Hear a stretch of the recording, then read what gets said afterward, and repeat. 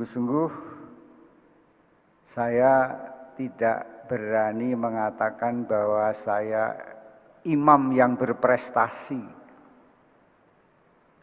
Entah sebagai imam penyembuh atau sebagai imam yang membangun gereja. Tidak pernah saya berani mengklaim ini adalah karyaku. Karena disinilah sesungguhnya Bunda Maria telah memberikan teladan, aku ini hamba Tuhan, terjadilah padaku menurut kehendak-Mu. Bapak, Ibu, dan saudara sekalian yang dikasihi Tuhan, 34 tahun yang lalu berbeda sekali dengan hari ini. Saya ditabiskan berlima dan tidak biasa, artinya luar biasa. Kami ditabiskan berlima di Convention Hall, ya, balai sidang di Jakarta, yang datang 5.000 orang untuk 5 pastor. Karena kegembiraan Keuskupan Agung Jakarta memiliki imam-imam projo. Dari 5 orang itu, 1 meninggalkan imamat, 2 orang meninggalkan dunia, Romo Frans Doi dan Romo Dito. Tinggal kami berdua dengan Romo Purbo. Suatu refleksi yang saya rasakan setelah 34 tahun menjadi imam, rupa-rupanya saya semakin harus menyadari bahwa hanya ada satu imam, yaitu Yesus Kristus sebagai imam agung bersama dengan Imam Agung Melkisedek dan para rasul melanjutkan imamat Yesus Kristus. Kami ini mengambil bagian dalam imamat Yesus Kristus yang sempurna. Maka dalam kesempurnaan Tuhan Yesus itulah kita semua para imam disempurnakan. Artinya apa? Artinya sangat mengagumkan bahwa Tuhan memakai orang-orang yang tidak sempurna untuk membawa berkat kehadiran Tuhan di tengah-tengah kita. Bagi saya imam atau anugerah imamat ini anugerah yang luar biasa, bukan hanya bagi kita yang menerimanya, tetapi juga untuk umat. Seorang imam adalah seorang yang meneruskan karya Yesus, menguduskan umat. Karena cintanya yang abadi, maka Tuhan Yesus itu menguduskan terus-menerus supaya umat menjadi orang-orang yang kudus dalam persekutuan Gereja Katolik yang kudus. Menguduskan dunia inilah yang menjadi tugas para imam. Bayangkan kalau tidak ada imam, bagaimana pelayanan-pelayanan sakramen dari baptis sampai dengan perminyakan, tanpa imam tidak bisa berjalan. Karena itu Bunda Maria mengatakan bahwa setan sangat iri dengan adanya imam-imam.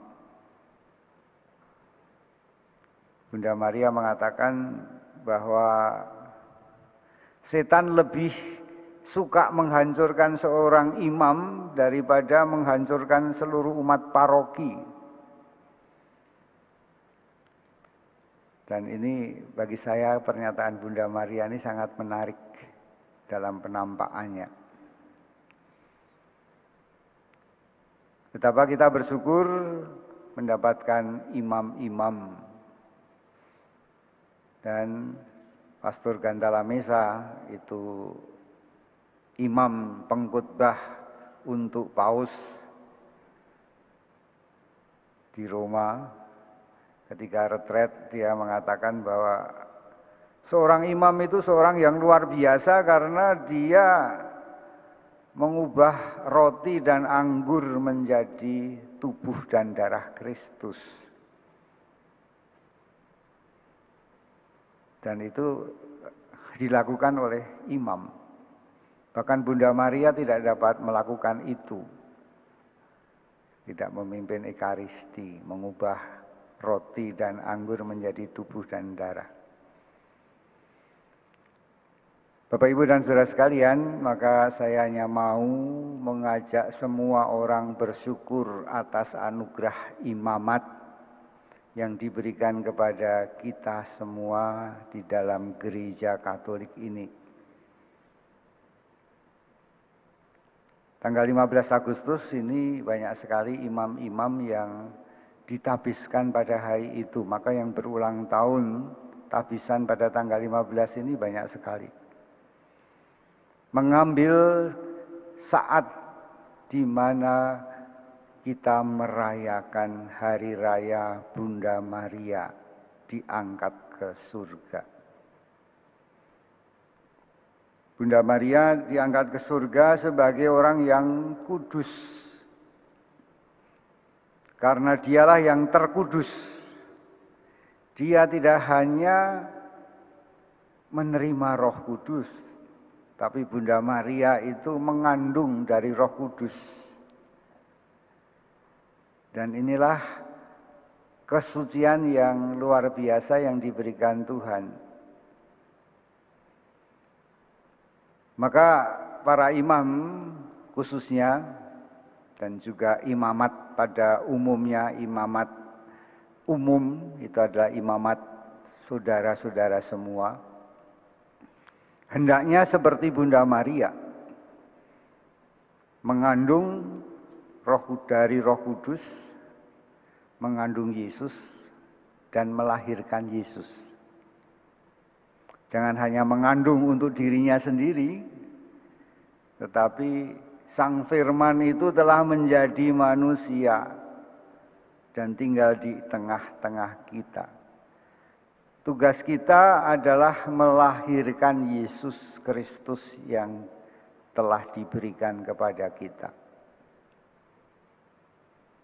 Dalam perbuatan, dalam doa, maupun juga di dalam pikiran kita, seluruh tubuh kita, seluruh hidup kita.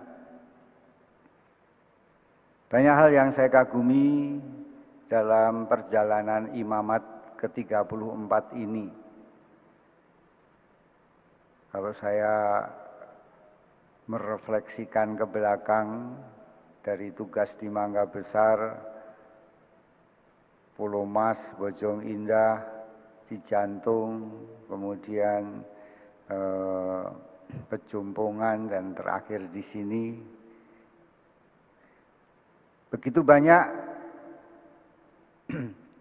peristiwa-peristiwa di mana Yesus Kristus itu berkarya di dalam imamat yang saya jalani. Sungguh-sungguh saya tidak berani mengatakan bahwa saya imam yang berprestasi. Entah sebagai imam penyembuh atau sebagai imam yang membangun gereja. Tidak pernah saya berani mengklaim ini adalah karyaku.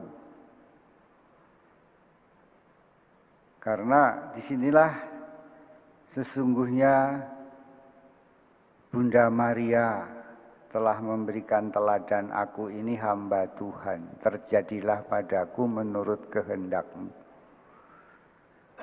Karena saya melakukan kehendak Tuhan, sebagaimana Injil hari ini, berbahagialah mereka yang mendengarkan sabda Tuhan dan memeliharanya.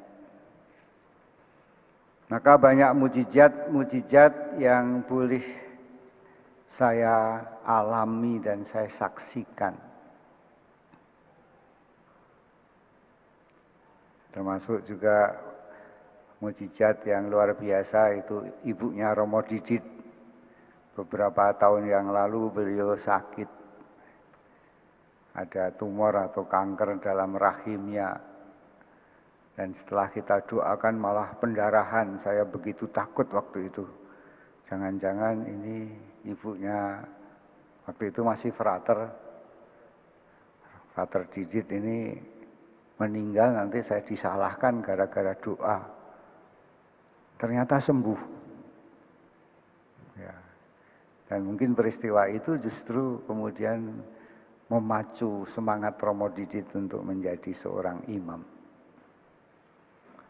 Bapak, Ibu, dan Saudara sekalian, bahkan akhir-akhir ini saya berpikir ternyata Tuhan menggunakan segala cara.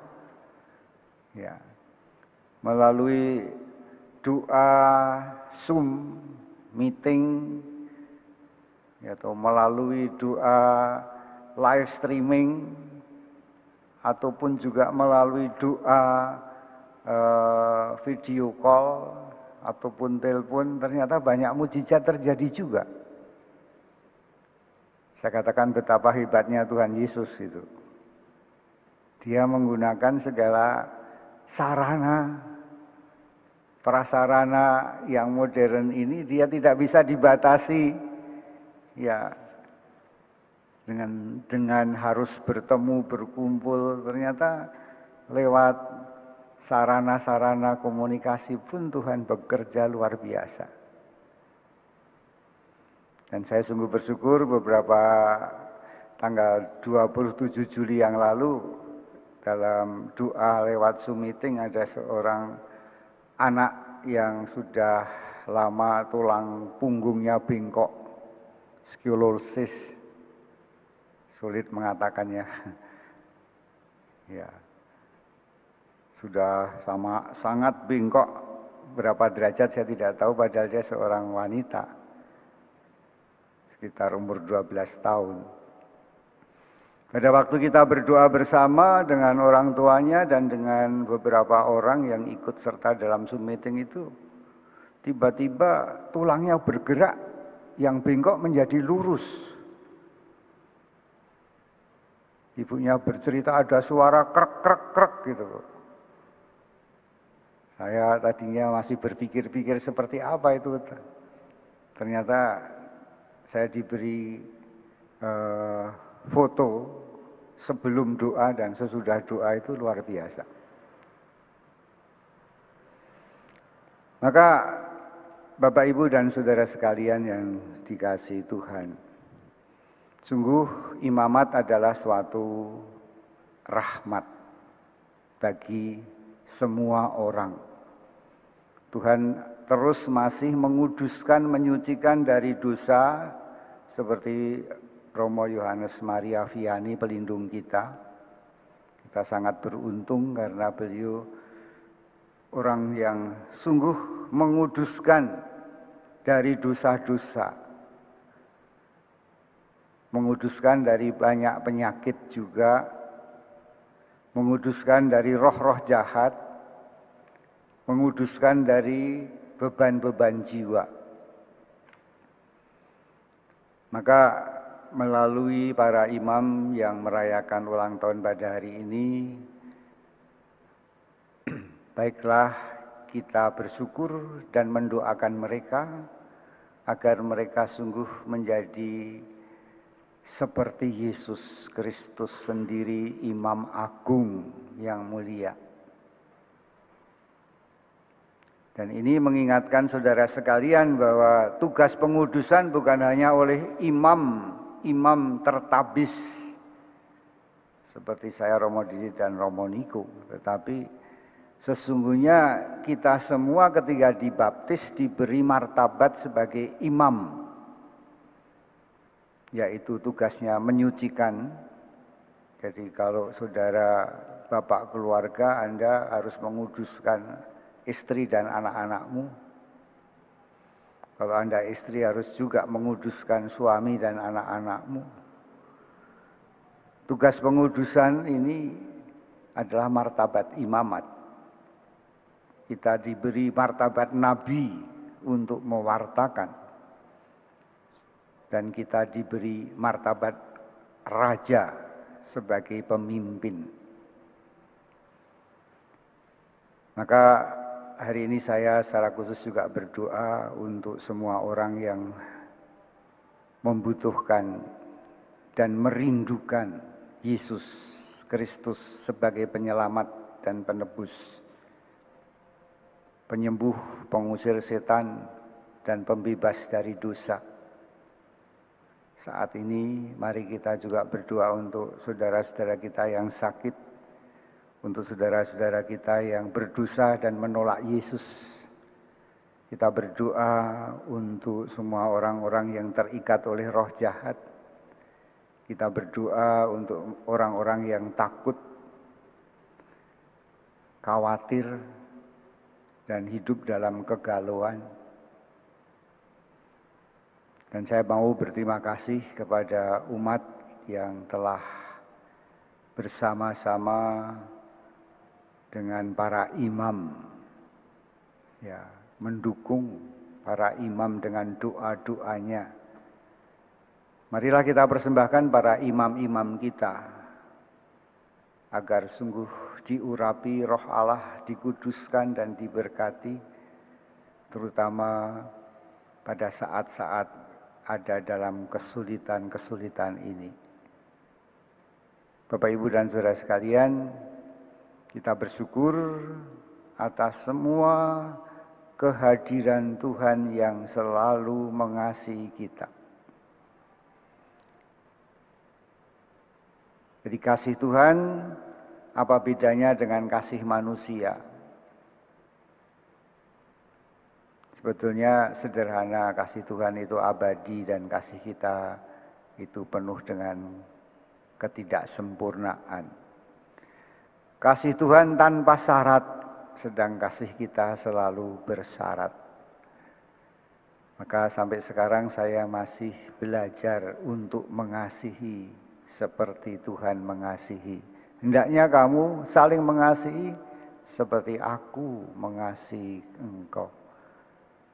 Tuhan, ajarkanlah kepada kami, para imammu, khususnya pada saya, agar saya dapat mencintai seperti Engkau mencintai. Santo Yohanes Maria Vianney memberi teladan pada kita untuk mencintai. Bapak Uskup kita, Kardinal, mengatakan bahwa kita harus belajar untuk mencintai seperti Tuhan. Cinta kita sebagai manusia ini cinta yang egois. Ingin memiliki, ingin menikmati. Cinta Tuhan menurut Bapak Kardinal itu sungguh-sungguh untuk mereka yang dicintai. Dan kami bersama-sama belajar untuk semakin berpusat pada Yesus Kristus sendiri. Bukan saja berpusat pada diri kita masing-masing. Terima kasih untuk orang-orang yang ikut serta membangun kehidupan rohani para imam. Terima kasih untuk doa-doa. Terima kasih untuk semua perhatian maupun juga segala yang diberikan kepada kami. Kami, para imam, membutuhkan banyak doa dari umat supaya kami semakin menjadi kudus dan mampu untuk sebagai imam yang ambil bagian dalam imamat Yesus Kristus, menguduskan umat dari berbagai macam masalah, penyakit, kuasa kegelapan dan dosa.